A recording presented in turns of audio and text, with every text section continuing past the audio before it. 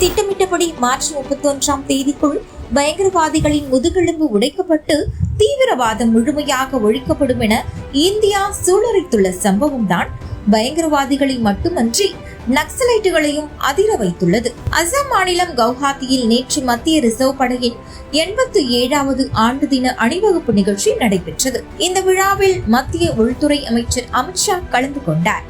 இந்த நிகழ்வில் நாட்டின் பல்வேறு பகுதிகளில் இருந்து அதிவிரைவு படையினர், கோப்ரா படையினர், நக்சல் எதிர்ப்பு படை, பிணை கைதிகள் மீட்பு படை உள்ளிட்ட பல்வேறு படைகளை சேர்ந்த ஆயிரக்கணக்கான வீரர்கள் கலந்து கொண்டு சாகசம் செய்தனர். அப்போது வீரர்களுக்கு மத்தியில் பேசிய அமித்ஷா, கடந்த 10 ஆண்டுக்கு முன்பு வரை ஜம்மு காஷ்மீரில் பயங்கரவாதிகளும் வேறு சில மாநிலங்களில் நக்சலைட்டுகளும் இருந்து வந்தனர்.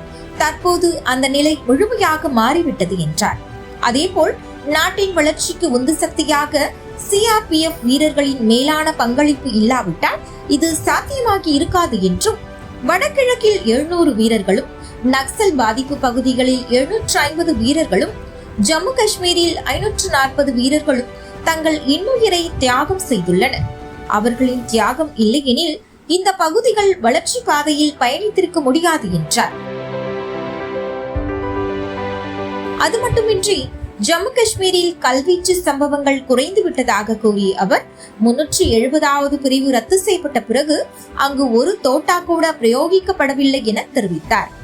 தொடர்ந்து பேசிய அவர், நாட்டில் 3 ஆண்டுகளில் நக்சலைட்டுகளின் முதுகெலும்பு உடைக்கப்பட்டு விட்டது என்றும், சத்தீஸ்கர் தெலுங்கானா எல்லையில் உள்ள ரெகுடா மலையில் கடந்த 21 நாட்கள் மேற்கொள்ளப்பட்ட பிளாக் ஃபாரஸ்ட் நடவடிக்கையில் 31 நக்சலைட்டுகள் கொல்லப்பட்டுள்ளனர் என கூறினார். வரும் 31ஆம் தேதிக்குள் நாட்டிலிருந்து நக்சலைட்டுகளும் பயங்கரவாதிகளும் துடைத்தெறியப்படுவார்கள் என சூளுரைத்தார். இந்திய ராணுவம் மற்றும் CRPF வீரர்களின் அடுத்த கட்ட நடவடிக்கை எப்படி இருக்கும் என்பதை இனிவரும் காலங்களில் தான் தெரிய வரும்.